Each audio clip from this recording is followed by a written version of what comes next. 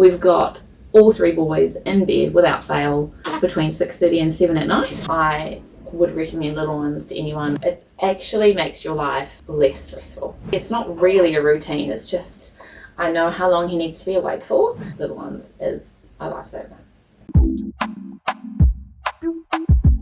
So I've got 3 kids, 3 boys.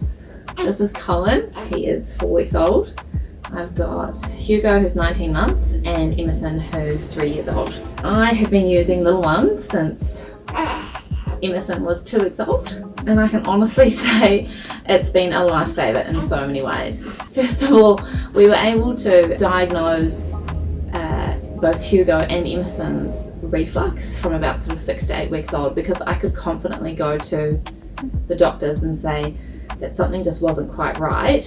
It was very unhappy when he was awake, and I knew that it wasn't because he wasn't sleeping. And it's funny because they do question you, especially as a first-time mum, like, oh, you know, it's just a baby that needs to sleep. But I knew that wasn't it, so I was able to sort of push back on that a little bit, and gave me the confidence to do that. It also gave me the confidence to just know, especially once you're a bit more comfortable with your baby, what they needed and when.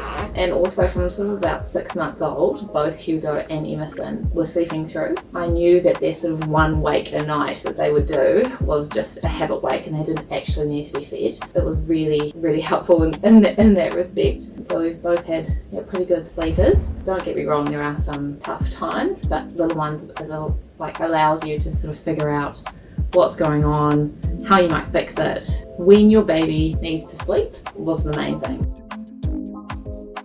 And then when Hugo came along, number 2, it was really great to have the little ones program, because we had both boys napping at around the same time, that sort of lunchtime break. So my husband and I both got a break. Now that we've got Cohen, who is only 4 weeks old, we've got all 3 boys in bed without fail between 6:30 and 7 at night. And my husband and I get that break for a couple of hours, and that's a godsend. So little ones has been great, having 3 kids even, because it's funny how people sort of say to you, oh, you know, your baby's so young to be in a routine at 2 or 3 weeks old. I sort of push back on them and sort of say, well, actually it's not really a routine, it's just I know how long he needs to be awake for. I put him down when he should be tired. Cohen at 4 weeks old, I put him down when he should be going to bed. He'll sometimes still be awake, and I just walk out and leave, and he goes to sleep because he's tired, which is great when you've got 2 other toddlers that you need to run around after. When our second one came along, I sort of thought, oh look, I'm not going to be that tough about a routine from so young, like I was with Emerson. I sort of thought maybe around 6 to 8 week mark I'll start looking into things and getting a bit more regular with sleeping and awake times and that sort of thing. And by the time Hugo was 4 weeks old, I was desperately searching for my little ones program, trying to find it so that I could get Hugo to go to sleep when he should be, because it just made the evenings so much easier when I knew what was happening, and I knew that Hugo would be, you know, awake between sort of 4 and 5 in the afternoon and would need a feed, you know, so I could plan when I would need to get dinner ready and all that sort of thing for when Emerson came home from kindy or daycare. I guess just 2 things that I would say to people who are skeptical or going, oh, you know, a routine at such a young age is not a good thing or something I couldn't do. One is that it's not actually a routine, it's just knowing when your baby should be going to sleep. And when you feel like you might be stuck at home because it looks too restrictive, I would say, well, actually from when Emerson was 2 or 3 weeks old, in the morning and afternoons I'd be out, and Emerson would just sleep in the car seat or sleep in the pram. And then Hugo, the second one, actually got really good at transitioning from the car seat into the pram, especially at sort of, you know, this age. So we're always out in the mornings, and then we come home and we have lunch, and then we all have a nap, or I cook dinner. And by the time your baby is 6 months old, they need to be sleeping in their cot anyway.